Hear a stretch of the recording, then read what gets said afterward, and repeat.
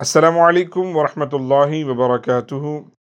محترم ساتھیوں، آج سے تقریباً 3 یا 4 ماہ پہلے محرم الحرام میں، جو کہ مہینہ ہے امام نووی کا، جس میں ان کا وصال ہوا ہے، تو ایگزیکٹلی ڈیٹ میں اختلاف ہے، لیکن اسی ماہ میں مڈ آف دی محرم میں ہم نے یہ سلسلہ شروع کیا تھا الاربعون النووی کا، جس میں انہوں نے تقریباً وہ 40 احادیث، 42 کہہ سکتے ہیں، نقل کی، جو دین سے، شریعت مطہرہ سے، اخلاق کریمانہ سے متعلق تھی۔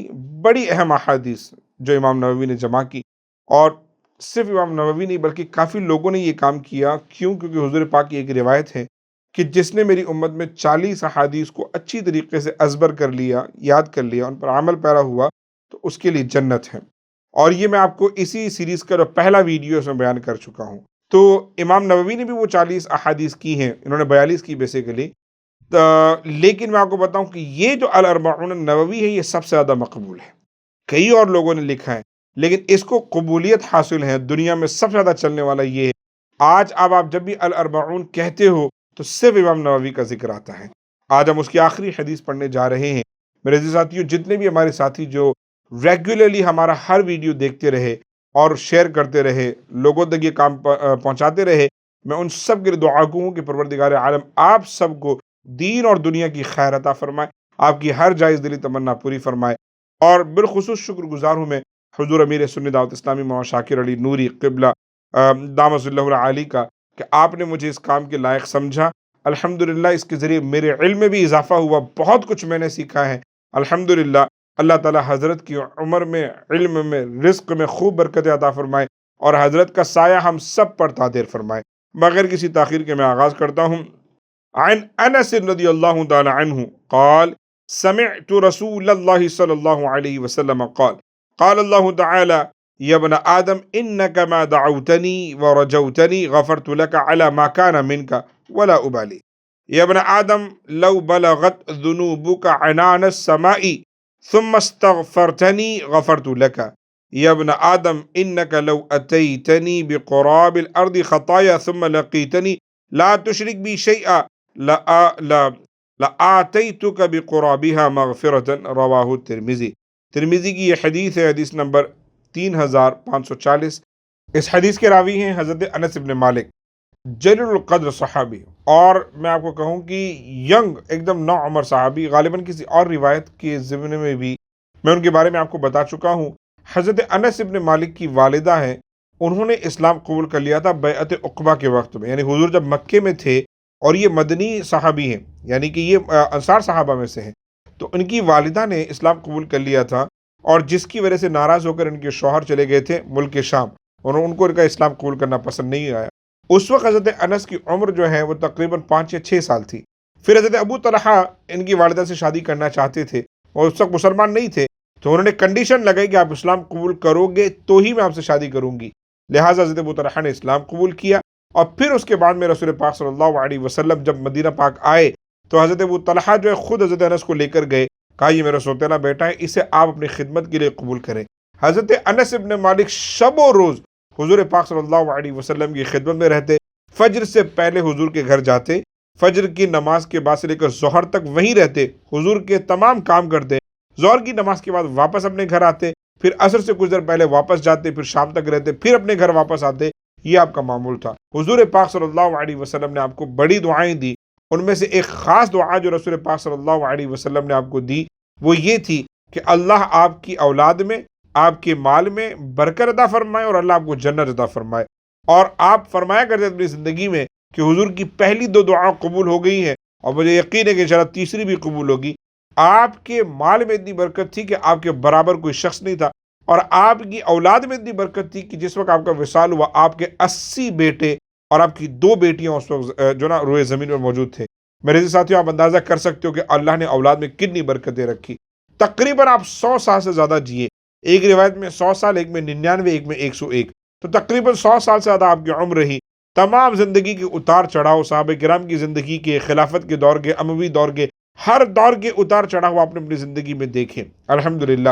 لیکن میں آپ کو بتاؤں، بہت ہی نیک جو ایام حضور کے ساتھ گزارے ہیں، اس کی کیا بات۔ ہزاروں روایتیں آپ سے موجود ہیں تقریباً 125 روایت آپ کی صرف بخاری اور مسلم میں موجود ہیں، اور الحمدللہ جید صحابہ کرام میں سے کم عمر تھے، جنگ بدر کے وقت میں تقریباً 11 یا 12 سال کے تھے، جنگ احد کے ٹائم پر 13 سال کے تھے.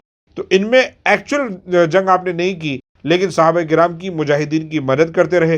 بیعت رضوان سے لے کر کے آنورڈز تقریباً تمام جنگوں میں شرکت کی، کڑیل جوان ہو چکے تھے. احادیث کریمہ آپ سے بہت زیادہ روایت ہے. وصال کے وقت آپ کی طبیعت بہت زیادہ خراب ہو چکی تھی، آپ نے بہت بڑا کنبہ چھوڑا، آپ نے بہت زیادہ مال و دولت ان کے لیے چھوڑی، لیکن ہمیشہ احادیث کریمہ پر جو نا عمل پیرا رہے، دین کا کام کرتے رہے، دین کی جو نا خدمت کرتے رہے. میرے عزیز ساتھیوں، یہ ہے سیدنا انس بن مالک. یہ روایت الحمدللہ آج ہم ان کی سماعت کر رہے ہیں. آج ہم اس کے بارے میں گفتگو کرتے ہیں. حضور پاک صلی اللہ علیہ وسلم ارشاد فرماتے ہیں کہ اللہ تعالیٰ نے فرمایا، بیسیکلی حدیث قدسی ہے. حدیث قدسی کے بارے میں آپ کو پہلے بھی ذکر کر چکا ہوں کہ جس میں راوی نریٹر اللہ تعالیٰ کے پیارے حبیب عقائد و جہاں ہوتے ہیں اور الفاظ اللہ تعالیٰ کے ہوتے ہیں. تو اللہ رب العزت ارشاد فرماتا ہے، اے آدم کی اولاد، اے آدم کے بیٹوں، جب تک تم مجھے پکارتے رہو گے، مجھ سے امیدیں لگا کے رکھو گے، تو جیسے تمہارے اعمال کیسے بھی ہوں میں تمہیں معاف کر دوں گا. اے آدم کے بیٹے، جب تک تم مجھے پکارتے رہو گے، مجھ سے امیدیں رکھو گے، تو تمہارے اعمال کسی بھی قسم کے ہوں میں تمہاری مغفرت کر دوں گا. لا ابالی and I do not care, مجھے کوئی پرواہ نہیں.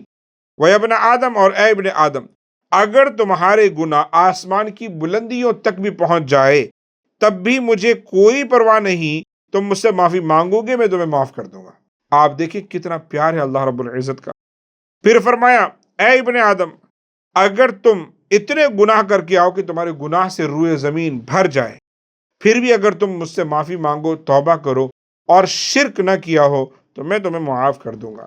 میرے عزیز ساتھیوں، اللہ رب العزت نے توبہ کے حوالے سے بڑی ہی پیاری باتیں یہاں پر ذکر کی ہے، اور امام نووی نے تمام مسائل معاملات کو بیان کرنے کے بعد آخر میں اس حدیث کو رکھا تاکہ ہمیں اللہ کی رحمت، اس کی وسعت کا اندازہ ہو کہ اللہ رب العزت کتنا رحمان الرحیم ہے. قرآن مقدس میں اللہ رب العزت نے جس چیز کو ہم سب سے زیادہ پڑھتے ہیں وہ بسم اللہ الرحمن الرحیم، اللہ کے نام سے شروع جو نہایت مہربان اور رحمت والا. یہ جو مہربانی اور رحمت کیا ہے؟ یہ اللہ کی رحمت کا ذکر کرتی ہے کہ جس کے ذریعے ہمیں استغفار کی توفیق نصیب ہوتی ہے اور مغفرت میسر آتی ہے. اللہ ہم سب کو سمجھنے کی توفیق عطا فرمائے. میرے عزیز ساتھیوں، یہ ہے احادیث قدسی کے الفاظ. اے میرے بندے، 2 کام تمہیں کرنے ہیں. مانگو مجھ سے، امید مجھ سے لگا کے رکھو. انسان کو ہمیشہ اللہ رب العزت سے یہ امید لگا کے رکھنی چاہیے کہ ہم جب بھی گناہ کرتے ہیں، کچھ غلطی ہوتی ہے، خطا ہوتی ہے، مسائل میں الجھ جاتے ہیں، وہ پروردگار عالم کی ذات جو ہمیں بخش دے گی. نبئ عبادی انی انا الغفور الرحیم، ہم میرے بندوں کو بتا دو میں بڑا ہی زیادہ بخشنے والا مہربان ہوں. بلکہ ایک اور آیت میں اللہ رب العزت نے ارشاد فرمایا، قل یا عبادی الذین اسرفوا علی انفسہم لا تقنطوا من رحمت اللہ. سورہ زمر آیت نمبر 39 اور آیت نمبر 53، ان 2 آیتوں کے اندر اللہ رب العزت نے ذکر فرمایا، اے میرے بندو، اے نبی آپ فرما دیں میرے بندوں سے، اے میرے بندو، اگر تم نے اپنی جانوں پر ظلم کر ہی لیا ہے، لا تقنطوا من رحمت اللہ، میری رحمت سے مایوس نہ ہو. ان اللہ یغفر الذنوب جميعا، وہ پروردگار عالم ہے جو تمام گناہوں کو بخش دیتا ہے. انہ هو الغفور الرحیم، وہ بخشنے والا بڑا مہربان ہے. میرے عزیز ساتھیوں، کیا پتہ چلتا ہے؟ وہ پروردگار عالم، وہ بخشنے والا ہے. شرط کیا ہے؟ شرط میں آپ کو بتا دوں 2 ہے. اللہ سے توبہ، اور اس توبہ پر مغفرت کی امید کرنا. اور ہم کیا کرتے ہیں کہ ہم 2 کام کرتے ہیں. ایک تو توبہ ہی نہیں کرتے، گناہ کرتے رہتے ہیں، توبہ نہیں کرتے. اور جب توبہ کرتے بھی ہیں تو امید ہی نہیں رکھتے اللہ تعالیٰ سے. اللہ تعالیٰ نے حدیث قدسی میں فرمایا ہے، انا عند ظن عبدی بی، میں اپنے بندے کے ساتھ ویسا ہی ہوں جیسا وہ میرے لیے امید کرتا ہے.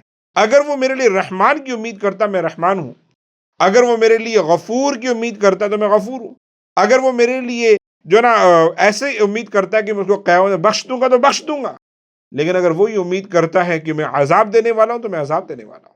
اگر وہ یہ امید کرتا ہے کہ میرا پروردگار عالم مجھے معاف نہیں کرتا تو میں معاف نہیں کروں گا. اگر وہ یہ امید کرتا ہے کہ اللہ تو مجھ پر رحم ہی نہیں کرتا، میری سنتا ہی نہیں، دعائیں قبول نہیں کرتا، تو پھر اللہ ویسا ہی ہے. میرے عزیز ساتھیوں، اللہ سے نیکی کی امید کرو، صرف بھلائی کی امید کرو کہ نہیں، اللہ ہم پر صرف رحمت نازل فرما رہا ہے. تو ہمارے لیے شرط کیا ہے؟ توبہ کرنا. توبہ بڑی اہم چیز ہے. میرے عزیز ساتھیوں، توبہ از لائک ان انشورنس. آپ کو معلوم ہے آپ گاڑی چلاتے ہو، امریکہ میں کار انشورنس ضروری ہے، آپ اس کے بغیر ٹریول کر نہیں سکتے ہو، بہت بڑا جرمانہ ہے۔ لیکن آپ کی جب گاڑی کا ایکسیڈنٹ ہوتا ہے تو آپ کو اتنی پرواہ نہیں ہوتی۔ انڈیا پاکستان میں جہاں لوگ انشورنس نہیں ہوتی، آپ کو پرواہ ہوتی کہ ارے بہت بڑا خرچہ آ گیا، ٹینشن ہوتا ہے، نقصان کی پرواہ ہوتی ہے کہ اب یہ کون کرے گا یہ خرچہ۔ لیکن یہاں پر انسان کا جب ایکسیڈنٹ ہوتا ہے، اگر وہ خود ٹھیک ہے تو پریشان نہیں ہوتا، کیوں کہ اسے لگتا ہے میرے پاس انشورنس ہے، میری انشورنس اس چیز کو کور کرے گی، سارا پیسہ پیڈ آف ہو جائے گا، میرا بھی اور جس گاڑی کو میں نے ہٹ کیا اس کا بھی۔ میرے جی ساتھیو، توبہ در اصل انشورنس ہے۔ آپ گناہ کرتے ہو تو کئی مرتبہ انسان کے چہرے پر مایوسی ہو جاتی ہے کہ میں نے اتنے گناہ کر لیے، کیا واقعی میں کبھی جنت میں جا بھی پاؤں گا کہ نہیں؟ کیا جہنم کے گہرے گڈھے میں مجھے ڈھکیل دیا جائے گا؟ لیکن جب توبہ ہوتی ہے تو آپ کو یہ ریلیکسیشن ہوتی ہے، نہیں، اللہ جب توفیق دے میں انشاءاللہ یوٹرن بنا کر میں آج ہی واپس جاؤں گا، توبہ کروں گا، مساجد سے رشتہ جوڑوں گا اور اب میں واپس اللہ کی پروٹیکشن میں آؤں گا۔ لیکن یاد رکھیں، اللہ رب العزت نے فرمایا ہے، شراب کے حوالے سے روایت ہے کہ جب بندہ شراب پیتا ہے، توبہ کرتا ہے، میں توبہ قبول کر لیتا ہوں۔ پھر وہ دوبارہ شراب پیتا ہے، وہ توبہ کر لیتا ہے، پھر میں توبہ قبول کرتا ہوں۔ بندہ پھر شراب پیتا ہے، وہ توبہ کرتا ہے تو میں اس کی توبہ قبول کر دیتا ہوں۔ لیکن اب بندہ چوتھی مرتبہ شراب پیتا ہے تو میں اس کی توبہ اب قبول نہیں کرتا، اب قبول نہیں کرتا، کیونکہ توبہ کو مذاق نہ بنائیں کہ ہر گناہ کرنے کے بعد میں آپ توبہ کر لیں، ایسا نہیں۔ توبہ ہوتی سچی توبہ۔ یا ایھا الذین آمنوا توبوا الی اللہ توبۃ نصوحا، اے ایمان والو توبہ ایسی کرو اللہ رب العزت کی بارگاہ میں، توبہ نصوح ہو، سچی توبہ ہو، سچی توبہ، سچی توبہ، اتنی سچی کہ آپ اپنے گناہ پر شرمندہ ہو، آئندہ نہ کرنے کا وعدہ ہو اور اس گناہ سے بچنے کی پوری کوشش ہو۔ یہ تینوں چیزیں جب توبہ میں شامل ہوتی ہے تب در اصل وہ اصلی توبہ ہوتی ہے۔ جب انسان وہ توبہ کرتا ہے تو اللہ کی رحمت نازل ہوتی ہے۔ اور رسول پاک کی روایت ضرور یہاں پر سن لیں، حضور ارشاد فرماتے ہیں کہ اللہ کی رحمت کی وسعت کا اگر آپ کو اندازہ کرنا تو حضور ارشاد فرماتے ہیں اللہ کی رحمت کے 100 حصے ہیں اور ان میں سے صرف ایک حصہ اللہ تعالیٰ نے دنیا کے انسانوں، جنوں اور جانوروں میں دیا ہے، مخلوق میں تقسیم کیا۔ ایک حصہ، وہ ایک حصہ ہے جس سے ماں اپنے اولاد سے محبت کرتی ہے، وہ ایک حصہ ہے جس میں یہ سورج ہم پر یہ گرمی برسا رہا ہے سردی کے موسم میں، وہ ایک حصہ ہے جس سے ہم نے بارشیں ہو رہی ہے، رزق ہو رہا ہے، وہ ایک حصہ ہے جسے دنیا میں آپ اتنی رحمت برکتیں دیکھتے ہیں۔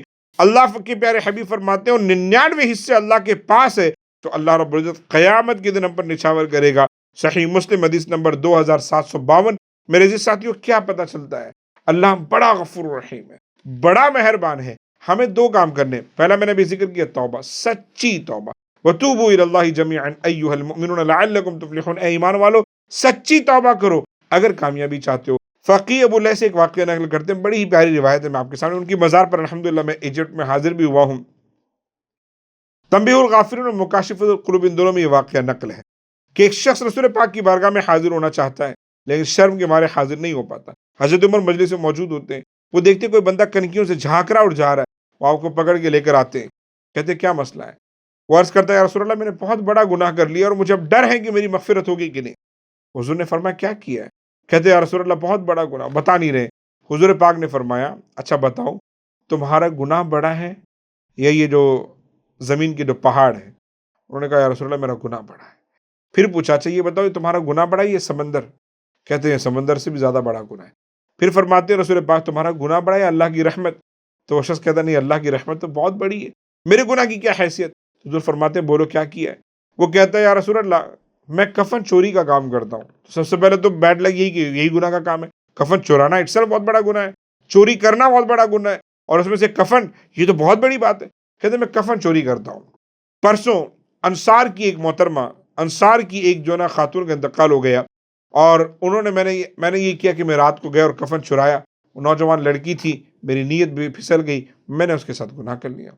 جب میں گناہ کر کے جانے لگا تو اتنے وہ لڑکی کھڑی ہو گئی، انہوں نے کہا تمہیں شرم نہیں آئی؟ تم نے مجھے یہاں پر تمام مخلوق میں، تمام مردوں کی جماعت میں تم نے مجھے برہنہ کیا اور ناپاک کر دیا ہے۔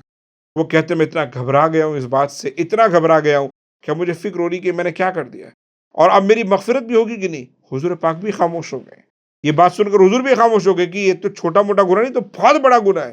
زندہ عورت کے ساتھ میں زنا کرنا اتنا بڑا گناہ ہے تو یہ تو مردہ عورت کے ساتھ میں قبر میں جا کر زنا کرنا کتنا بڑا گناہ ہو سکتا ہے۔ اللہ اکبر میرے عزیز ساتھیوں، لیکن اس بندے کو احساس ہو گیا حضور خاموش ہو گئے، اس کا مطلب کوئی بہت بڑی بات ہو گئی، وہ چلا گیا وہاں سے۔ 40-42 روز اپنے گھر سے نہیں نکلا، صرف روتا رہتا تھا، صرف روتا رہتا تھا۔